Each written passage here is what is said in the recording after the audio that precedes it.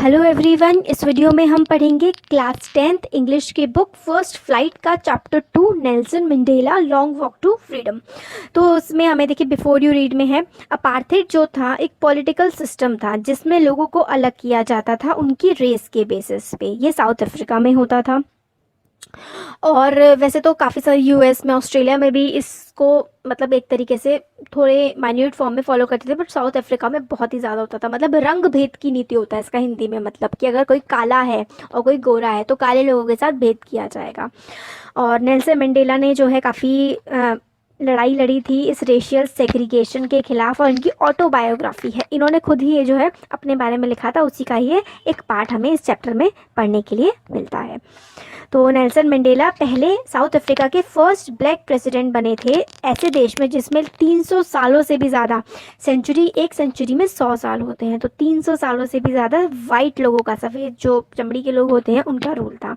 African national Congress party जो थी उसने 242 सीटें जीती थी 400 सीटों में से, और ये पहले डेमोक्रेटिक इलेक्शंस थे साउथ अफ्रीका की हिस्ट्री में। इनॉग्रेशन सेरेमनी जो थी took place in the Union Buildings amphitheater in Pretoria, today attended by politicians and dignitaries from more than 140 countries around the world। तो इनॉग्रेशन जो हुआ देश का, डेमोक्रेसी पहले डेमोक्रेटिक इलेक्शंस जो हुए थे उसका यूनियन जो एम्फी थिएटर एक होता है जो बहुत ही काफ़ी बड़ा सा थिएटर होता है और जो ओपन होता है जिसमें 140 से भी ज़्यादा कंट्रीज़ के लोग थे। Never never again will this beautiful land experience the oppression of one by another, set Mandela in his address. तो उन्होंने अपने एड्रेस में कहा था कि ये जो इतने सालों से जो अत्याचार चल रहा था कि एक तरह का व्यक्ति, एक वाइट एक ब्लैक पर अत्याचार कर रहा था, अब इस देश में ये कभी नहीं होगा। Jubilant scenes from the street of Pretoria followed the ceremony with blacks, whites and colored celebrating together. More than 1 lakh South African men and women, children of all races sang and danced with joy। तो काफ़ी सारे लोग जो लगभग 140 से भी ज़्यादा देशों के पॉलिटिशियंस और लोग आए हुए थे, उनकी ये जो ओथ टेकिंग सेरेमनी होती है जिसमें एक तरह से शपथ वगैरह लेते हैं ना, उसमें शामिल होने के लिए। और प्रिटोरिया के लोग, प्रिटोरिया जो है साउथ अफ्रीका की कैपिटल है, काफ़ी सारे लोग जुबिलियंट होकर के, जुबिलियंट होता है खुश होकर के, जॉयफुली वहाँ पे सेलिब्रेट कर रहे थे इस एक तरीके की आज़ादी को। तो देखिए आप वाइट और ब्लैक तो समझ गए, कलर्ड लोग होते थे जैसे इंडियंस हैं काफ़ी सारे, उनको कलर्ड बोला जाता है वहाँ पे, क्योंकि ना वो इंडियंस बिल्कुल वाइट होते हैं ना ही बिल्कुल ब्लैक होते हैं, तो कलर्ड हो गए। या फिर कलर्ड और मिक्स रेस जो होती हैं, कलर्ड एक पेरेंट वाइट है एक पेरेंट ब्लैक है, उनके बच्चे, तो उनको भी कलर्ड बोला जाता था। तो इस तरीके से तो सबसे ज़्यादा अधिकार पहले वाइट्स के पास हुआ करते थे। अब स्टार्ट करते हैं चैप्टर जो है 10th में डाउन ब्राइटन के लिए। तो डाउन का मतलब होता है केम आउट। 10 मई जो बिल्कुल ब्राइट और बहुत ही क्लियर सी थी। For the past few days I had been pleasantly besieged by the dignitaries. तो बिसीज्ड होता है सराउंडेड, मतलब मेरे आसपास लगभग कुछ दिनों से डिग्नेटरीज जो थे, मतलब कई देशों के या बड़े बड़े लोग जो थे वो मेरे आसपास थे। World leaders who were coming to pay their respect before the inauguration. पूरी दुनिया के जो लीडर्स हैं वो आ रहे थे देश में एक तरीके से हमारे देश को सम्मान देने के लिए। Inauguration would be largest gathering ever international leaders on south African soil. और ये जो गैदरिंग होने वाली थी इनॉग्रेशन में, जो साउथ अफ्रीकन सॉइल में, मतलब साउथ अफ्रीका जो देश था उसमें सबसे बड़ी मीटिंग होने वाली थी। Ceremonies took place in the lovely sandstone amphitheatre formed by the Union Buildings in Pretoria। तो यूनियन बिल्डिंग जो थी प्रिटोरिया में, उसका जो एम्फी थिएटर था, ये सेरेमनी वहाँ पर हुई थी। For decades this had been the seat of white supremacy and now it was the site of a rainbow gathering of different colors and nations for the installation of South Africa's first democratic non-racial government। तो ये जो इलाका था, amphi theatre था, building थी, union buildings थी Pretoria की, इसमें लगभग 300 साल से भी ज़्यादा समय तक जो वाइट लोग थे उनका कब्जा था। अब एक रेनबो सा लग रहा है, मतलब हर रंग के लोग वहाँ पर बैठे हुए हैं सेलिब्रेशन में पार्टिसिपेट करने के लिए, नॉन रेशियल गवर्नमेंट बनाने के लिए। देखिए रेशियल गवर्नमेंट वो होती है जो रंग में भेदभाव करती है लोगों के शरीर के रंग को देख करके, मगर अब ऐसी गवर्नमेंट नहीं थी। On that lovely autumn day I was accompanied by my daughter Zenani on the podium. Mister de Klerk was first sworn in as second deputy president। तो बहुत ही सुंदर ऑटम का दिन था, मतलब ऑटम होता है ना स्प्रिंग सीजन होता है वसंत का, और ऑटम होता है जो बारिश के बाद वाला आता है ना, वो वाला मौसम था। और मैं ये बताते हैं, मैं अपनी डॉटर जिनानी के साथ था। पोडियम होता है स्टेज टाइप का, उस पर चढ़ा और मिस्टर डे क्लर्क जो थे उन्होंने सबसे पहले ओथ ली second deputy prime minister, sorry deputy president के तौर पे। देखिए ये है नेल्सन मंडेला। फिर Thabo Mbeki was sworn in as first deputy president, तो सेकंड डिप्यूटी प्रेसिडेंट और फिर first deputy president. When it was my turn I pledge to obey and uphold the constitution and to devote myself to the well being of republic and its people. तो जब दो deputy जो president थे उन्होंने oath ले ली थी, oath होती है शपथ, तो मैंने भी ये शपथ ली कि मैं कॉन्स्टिट्यूशन को ओबे करूँगा, कॉन्स्टिट्यूशन को मानूंगा और मैं खुद को डिवोट कर दूंगा इस रिपब्लिक के लिए, इस देश के लिए और इस देश के लोगों के लिए। To the assembled guest in the watching world, तो जो वहाँ पे गेस्ट असेंबल हुए थे और पूरी दुनिया जो देख रही थी उनके लिए आई सेड, मैंने कहा, today all of us do by our presence here confer glory and hope to newborn liberty. हम लोग जो सबके सब यहाँ पर प्रेजेंट हैं, कन्फर्म इकट्ठा हुए हैं, जो ये न्यू बॉर्न लिबर्टी है, लिबर्टी होता है आज़ादी, जो नई आज़ादी मिली है, इसको सेलिब्रेट करने के लिए। Out of the experience of an extraordinary human disaster that lasted too long must be born a society of which all humanity will be proud। और ये जो टाइम आया है ये इतने बड़े ह्यूमन डिज़ास्टर के बाद, देखिए ह्यूमन डिज़ास्टर इसे इसलिए बोला गया क्योंकि एक इंसान ही इंसान के साथ इतना बुरी तरीके से भेदभाव करता है, और मतलब रंग को देख करके एक इंसान के साथ इंसान की तरह बर्ताव नहीं किया जा सकता। ये जो हो रहा था ये गलत था और अब ये ख़त्म हो गया है। We who were outlaws not so long ago have today been given the rare privilege to host the nations of the world on our own soil। मतलब हमें प्रिविलेज नहीं मिली थी इससे पहले, और आज हम ही लोग जो हैं अपने देश की मिट्टी पर पूरी दुनिया के लोगों को वेलकम कर रहे हैं, होस्ट कर रहे हैं। We thank all of our distinguished international guest for having come to take possession with the people of a country of what is after all a common victory for justice, peace for human dignity. और वो बोलते हैं कि सब लोग जो इकट्ठा हुए हैं यहाँ पर हम सबके लिए जीत है, जस्टिस की, न्याय की, शांति की और ह्यूमन डिग्निटी की, एक इंसानी इज्जत की ये जीत है। We have at last achieved our political emancipation. Emancipation का मतलब होता है फ्रीडम फ्रॉम एनी रिस्ट्रिक्शंस, मतलब जो भी आप लोगों पे कानून लगाए जाते हैं उससे फ्रीडम मिल जाना होता है political emancipation. We pledge ourselves to liberate all our people from the continuing bondage of poverty, deprivation, suffering, gender and other discrimination. और हम लोग अपने देश के लोगों को बॉन्डेज से बाहर निकाल पाएंगे। पॉवर्टी होता है गरीबी, डेप्रिवेशन मतलब किसी को हक छीनना किसी से, जो सफ़र कर रहे हैं, जो सह रहे हैं। जेंडर डिस्क्रिमिनेशन मतलब जेंडर, औरत और आदमी में भेदभाव, जैसे कि रंग भेद की नीति, इस तरीके से हर तरीके के भेदभाव से हम खुद को ऊपर उठा पाएँ, वो ऐसा बोलते हैं। Never never and never again shall it be that this beautiful land will again experience the oppression of one by other. फिर होप करते हैं कि अब कभी भी ऐसा ना हो कि ये जो इतनी सुंदर धरती है इसमें एक रेस को या एक तरह के लोगों को दूसरे तरीके के लोगों से, मतलब ऑपरेशन होता है दबाव या किसी के साथ गलत करना, वो ऐसा कुछ भी झेलना पड़े। The sun shall never set on so glorious a human achievement, let freedom reign, God bless Africa. तो ये था कि जो सन है, जो सूरज है, वो कभी भी ना ढले और हमारी जो अचीवमेंट्स हैं वो एक तरह से बढ़ती जाएं, और गॉड जो है भगवान अपनी कृपा रखें अफ्रीका पे। तो यही है इसमें। अब आगे देखते हैं इसमें। Few moments later we all lifted our eyes in awe as a spectacular array of South African jets, helicopters and troops carriers roared in perfect formation over the Union Buildings. फिर थोड़ी देर बाद हम लोगों ने ऊपर की तरफ देखा, तो जैसे कि आप अपने हमारा जो इंडिपेंडेंस डे होता है उसमें भी रिपब्लिक डे में जेट्स और एरोप्लेन्स वगैरह आते हैं, इसी तरीके से एरोप्लेन्स आए, वो थे ना एक मार्च टाइप की करते हैं प्लेन से, तो सब ऊपर देख रहे थे, जो बिल्डिंग पे असेंबली चल रही थी उससे ऊपर सब देख रहे थे।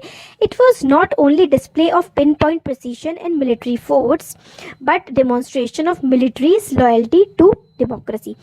तो ये सिर्फ एक मिलिट्री का पोजीशन नहीं था कि मिलिट्री फोर्स दिखाना सबको, मगर मिलिट्री का जो पोजीशन था, जो मिलिट्री का एयरफोर्स दिखा रही थी, वो ये था कि जो मिलिट्री है वो लॉयल्टी दिखा रही है, वो दिखा रही है कि वो जो डेमोक्रेसी बनी है वो उसके साथ है। To the new government that had been freely and fairly elected, उस गवर्नमेंट के साथ है वो आर्मी जिसको बिल्कुल फ्री और अच्छे तरीके से लोगों ने ही इलेक्ट किया है।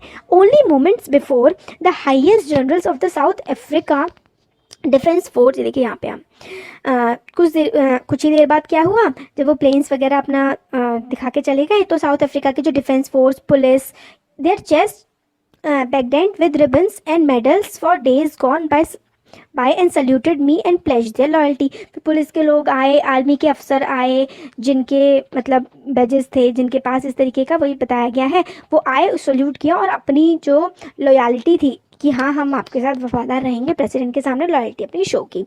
आई was not unmindful of the fact that not so many years before they would have not saluted but arrested me. और उस समय मुझे ये भी याद आया कि आज से कुछ सालों पहले ये लोग मुझे सल्यूट नहीं करते थे, बल्कि ये मुझे अरेस्ट किया था इन्हीं लोगों ने। Finally a chevron of Impala jets left smoke trail of the black, red, green, blue and gold of the new South African flag. फिर एक और जो chevron, pattern of V shape, chevron का मतलब होता है इस तरीके का पैटर्न। इस पैटर्न में जो है, जो अफ्रीका के झंडे हैं ना, जिसमें black, red, green, blue, gold colour आता है, उस झंडे जैसे हमारे भी जब इंडिपेंडेंस डे होता है तो यहाँ पर अपने झंडे का होता है इस तरीके से 3 जो हमारे झंडे के कलर हैं, ये ऑरेंज और वाइट और ग्रीन, इस तरीके की वो लेयर्स निकालते हैं। ऐसे उनका जो झंडा है, black, red, green, blue, gold, वो वाले झंडे के उस कलर के धुआं निकालते हुए गए थे plane. Day was symbolized for me by playing of our 2 national anthem and the vision of white singing Nakoshi Shilel Ifrika and black singing Dies Dem, the old anthem of the republic।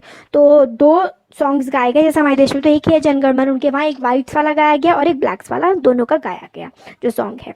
Although the day never group knew the lyrics of the anthem they once despised, they would soon know the words by heart। despise होता है had a very low opinion of। एक दिन मतलब एक time पर जो white लोग बहुत ही लो ओपिनियन रखा करते थे ब्लैक लोगों के बारे में और अच्छा नहीं मानते थे, फिर एक दिन ऐसा भी आएगा, पहले वो ऐसा अच्छा नहीं मानते थे ब्लैक लोगों को, मगर एक टाइम बाद वो बाय हार्ट उन्हीं चीज़ों को लर्न भी कर लेंगे, उसी नेशनल एंथम को। On the day of the inauguration, I was overwhelmed with the sense of history.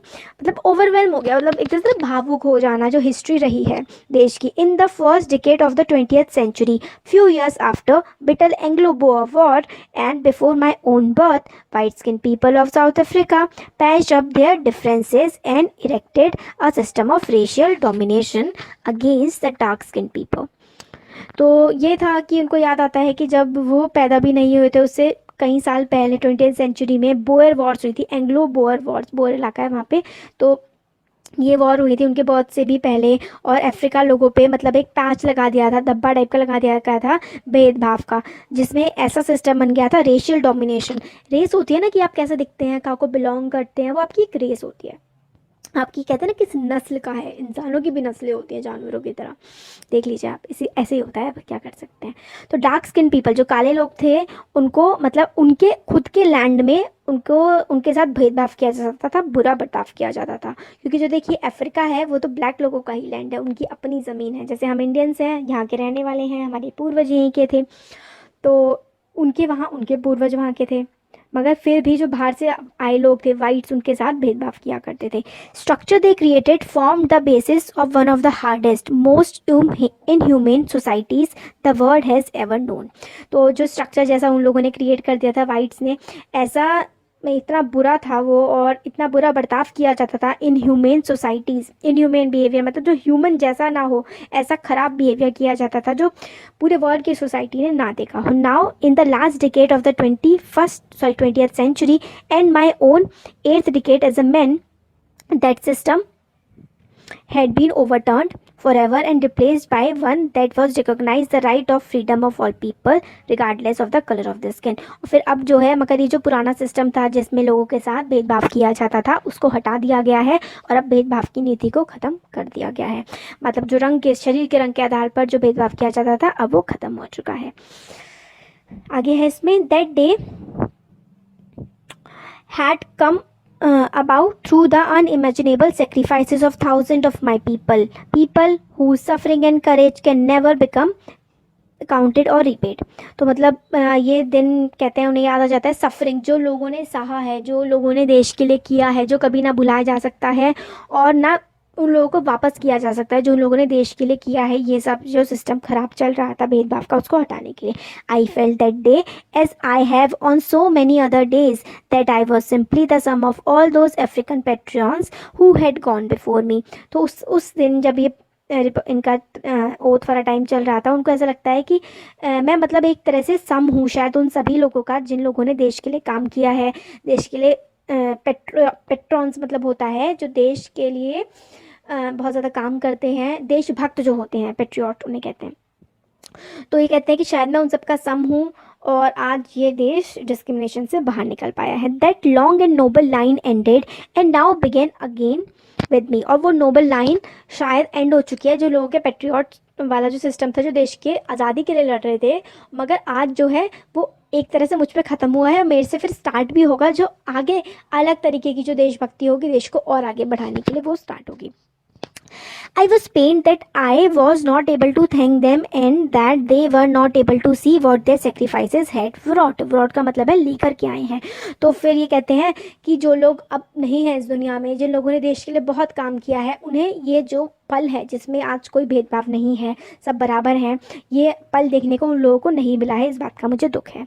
The policy of apartheid created a deep and lasting wound in my country and my people. जो apartheid की नीति थी, भेदभाव रंग भेद की नीति थी, इसने मेरे देश में, हमारा जो देश है उसमें लोगों में बहुत ही डीप लास्टिंग वूंड मतलब एक बहुत ही गहरी चोट पहुंचाई है।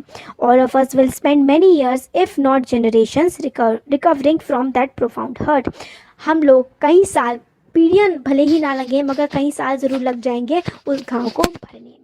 But decades of oppression and brutality had another unintended effect, and that was that it produced the Oliver Tambo's, Walter Sissulus, Chief Luthiers, the Yusuf Dazo's, Brand Fishers and the Roberts works of our time। तो फिर वही है, काफ़ी लोगों के नाम गिनवाते हैं। यही जो सफरिंग थी, इन लोगों की पिक्चर पे दी हुई है, ये जो बुरा होता था, यही इन्हीं लोगों, इसी समय की वजह से इतने सारे लोगों का मतलब उदय हो पाया जिन्होंने देश के लिए काम किया। Man of such extraordinary courage, wisdom and generosity that their like many that like may never be known again. तो मतलब इसी स्ट्रगल ने, इसी जो मतलब जो रास्ता था जिस पर हम चले भेदभाव की नीति को ख़त्म करने के लिए, ऐसे ऐसे लोग पैदा हुए जो इतनी ज़्यादा जेनरोसिटी थी, इतने अच्छे थे, उनमें करेज थी, उनमें समझदारी थी, और शायद ऐसे लोग दोबारा नहीं पैदा हो पाएंगे।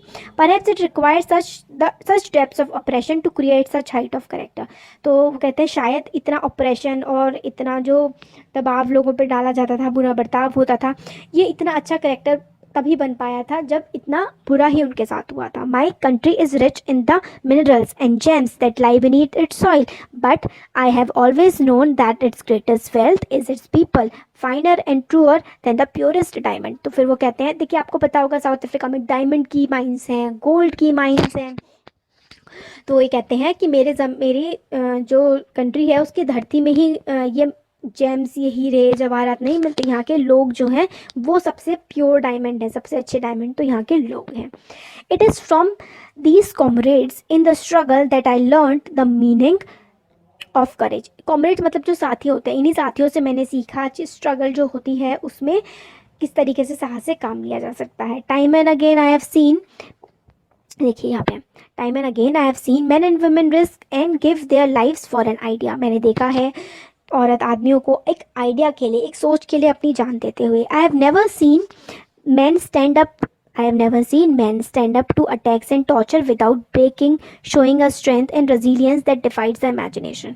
और बहुत सारे मतलब आइडिया, इन्वेंशन के लिए तो लोग बहुत खड़े होते हैं, मगर इतना ऑपरेशन, इतना बुरा बर्ताव, इतना मतलब टॉर्चर, जो मेंटल फिजिकल टॉर्चर, बिना शरीर को तोड़े, बिना मन को तोड़े, रेजिलियंस के साथ मतलब लगे रहना, बिना टूटे अपने काम को आगे करते रहना, मैंने अपने देश के लोगों में देखा है। I learn that courage was not the absence of fear but the Trump over it. और मैंने सीखा है कि करेज, जो हिम्मत है, वो एब्सेंस ऑफ फियर नहीं है। मतलब करेज का मतलब ये नहीं है कि आपको डर ही ना लगे। करेज, हिम्मत का मतलब ये है कि आप उस डर को ओवरकम कर पाएँ, आप उस डर पे काबू पा पाएँ।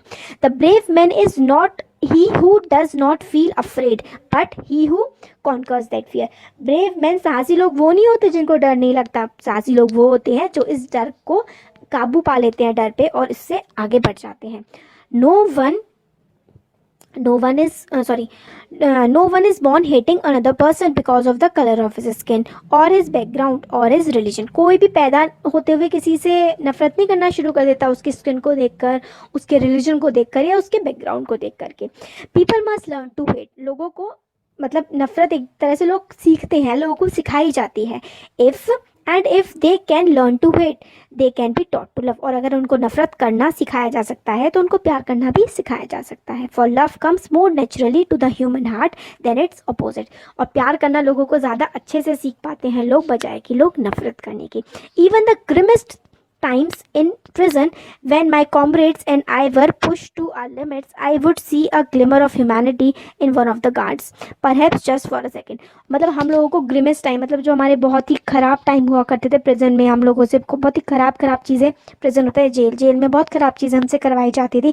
तो जो लोग हमारे मतलब ये करवाते थे उनमें चाहे एक सेकेंड के लिए ही मगर हमें एक ह्यूमैनिटी की झलक तो देखने को मिलती थी. But it was not enough to reassure me and keep me going. मगर सिर्फ ये एक झलक मेरे लिए आगे बढ़ने के लिए काफ़ी नहीं है. Man's goodness is a flame that can be hidden but never extinguished. Man की जो अच्छाई है, इंसान की जो अच्छाई है वो फ्लेम होती है, एक आग होती है जिसको छुपाया जा सकता है मगर उसको एक्सटिंग्विश, उसको ख़त्म नहीं किया जा सकता. Obligation to his family, to his parents, to his wife and children. तो किसी भी इंसान की लाइफ में ट्विन ऑब्लिगेशंस होती हैं. दो तरीके की ऑब्लिगेशन मतलब उनके कर्तव्य होते हैं. एक उनके परिवार के लिए, अपने माता पिता के लिए, वाइफ के लिए, बच्चों के लिए.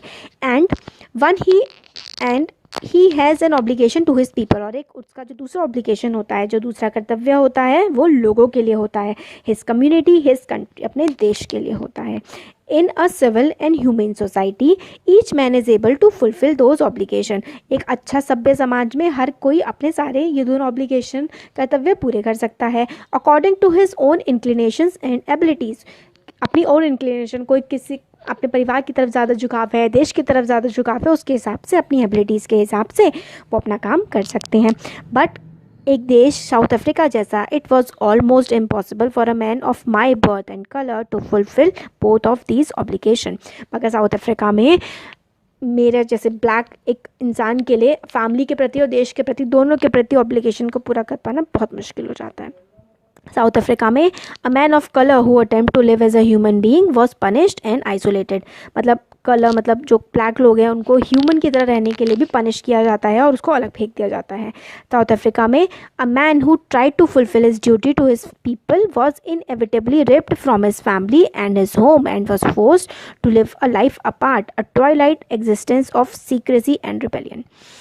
तो अगर कोई मैन जो है वो देश के प्रति कुछ करना चाहे तो साउथ अफ्रीका में उसको अलग प्रिजन में डाल दिया जाता है और अपनी वो दोनों ड्यूटी नहीं फुलफिल कर पाता है.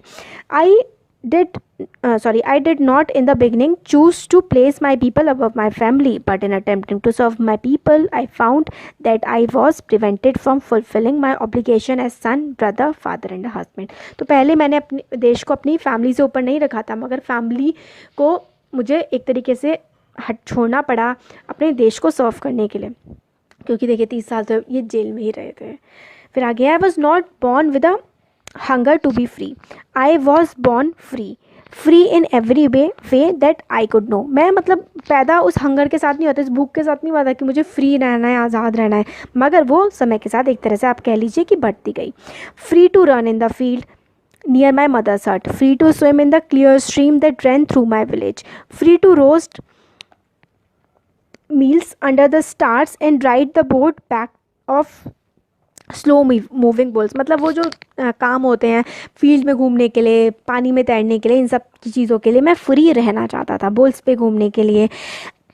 As long as I obeyed my father and abided by the custom of my tribe, I was not troubled by the laws of man or God. और जब तक मैं जो है अपने फादर को ओबे करता रहता, कस्टम्स जो मेरे ट्राइब के, मेरे कबीले के जो कस्टम्स थे उसको ओबे करता रहता, मैं मतलब ना ही इंसान मुझे ट्रबल करते ना ही God. It was only when I began to learn that my boyhood freedom was an illusion, when I discovered as a young man that my freedom had already been taken from me, that I began to hunger for it. फिर जब मैं बच्चा था तब तक मुझे ये चीज़ें समझ में नहीं आती थी। जैसे मैं बड़ा होता गया तो मुझे समझ में आने लगा कि किस तरीके से ये जो फ्रीडम है, ये आज़ादी मुझसे छीनी जा रही है, और इस आज़ादी की भूख ये जो है बढ़ने लगी। At first as a student I wanted freedom only for myself, the transitory freedoms of being able to stay out at night. बचपन में जब मैं पढ़ रहा था तो मेरे को फ्रीडम चाहिए थी घर के बाहर रात तक रहने की। Read what I please and go where I choose, वो पढ़ूँ जो मैं पढ़ना चाहूँ और वहाँ जाऊँ जहाँ जाना चाहूँ। तो जैसे मैं बड़ा होता गया ये मेरी फ्रीडम होने लगी। लेटर बाद में क्या हुआ, मेरी फ्रीडम, जैसे आप लोग को लगता है घर से बाहर थोड़े और देर रहने दिया जाए तो आपको आज़ादी मिल रही है, आपके मन की चीज़ें आपको देखने दी जाए तो आपको आज़ादी मिल रही है, वही चीज़ें होती हैं। Later as a young man in Johannesburg I yearned for the basic and honorable freedom of achieving my potential, of owning my keep, of marrying and having a family, freedom not to be obstructed in a lawful life। और फिर जब मैं बड़ा हुआ तो earn करने की, पैसा कमाने की फ्रीडम, शादी करने की, फैमिली बनाने की, और इस तरीके की फ्रीडम जिसको मतलब मुझसे छीना ना जाए। तो फ्रीडम का मतलब बड़े होते होते जो है वो बदलने लगा। But then I slowly saw that only was I not free, but my brothers and sisters were not free. I saw that it was not just my freedom that was curtailed, but the freedom of everyone who looked like I did। तो फिर जैसे और बड़े हुए तो इनको समझ में आने लगा कि सिर्फ मेरी ही फ्रीडम नहीं छीनी जा रही है, बल्कि मेरे भाइयों की, मेरे बहनों की, और वो सारे के सारे लोग जो दिखने में मेरे जैसे हैं, जो ब्लैक हैं, उन सबकी फ्रीडम, उन सबकी आज़ादी छीनी जा रही है। Then that is when I joined African National Congress, and that is when the hunger of my own freedom became the greater hunger for the freedom। और फिर जब मैंने जो अफ्रीकन नेशनल कांग्रेस थी उसको ज्वाइन किया, फिर जो मेरे हंगर था, जो भूख थी आज़ाद होने की, वो और भी ज़्यादा बढ़ने लगी। ये दिखाया इसमें। फिर hunger of freedom for my people, it was this desire for the freedom, ये डिज़ायर थी, ये जो चाहत थी आज़ाद रहने की, freedom of my people to live their life with dignity and self respect, that animated my life and transformed a frightened young man into a bold one, that drove a law abiding attorney to become a criminal. तो यही जो मतलब इच्छा थी कि मतलब सब आज़ाद रहें, डिग्निटी मतलब इज़्ज़त, सेल्फ रिस्पेक्ट, अपनी खुद की इज़्ज़त करना, इसी ने एनिमेटेड माई लाइफ मतलब मेरी लाइफ को ऐसे ट्रांसफॉर्म कर दिया। एक जो डरा हुआ सा युवक था, मतलब एक डरा हुआ सा यंग मैन था, जो लॉ को अवॉइड करता था, अटर्नी बनना चाहता था, एक तरीके से लॉ के फील्ड में काम करना चाहता था, वो किस तरीके से क्रिमिनल बन गया। That turned a family loving husband into a man without a home, मतलब एक लविंग हस्बैंड, एक मेरी फैमिली थी, और अब मैं ऐसा हो गया था कि मतलब मेरा घर भी नहीं बचा था। That forced a life loving man to live like a monk, और लाइफ लविंग मतलब ज़िंदगी जीने वाला जो इंसान था, जिसको आसपास की चीज़ों से बहुत प्यार था, वो एक मॉन्क की तरह, एक सन्यासी की तरह मैंने अपना जीवन बिताया। I am no more virtuous or self sacrificing than the next man, but I found that I could not even enjoy the poor and limited freedom I was allowed when I knew my people were not free। और अब जो है, अब मैं एक criminal था कानून की नज़र में, और अब जो पहले मुझे थोड़ी बहुत फ्रीडम, आज़ादी मुझे मिलती थी, अब वो आज़ादी भी मेरे पास नहीं रही थी।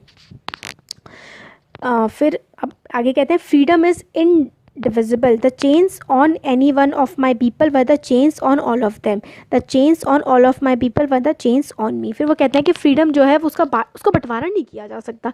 जो बेड़ियाँ मेरे हाथ में थी, जो चेन्स मेरे हाथ में थी, जो चेन्स किसी और के हाथ में थी, वो हम सब ब्लैक लोगों के हाथ में थी। I knew that the oppressor must be liberated just as surely as the oppressed.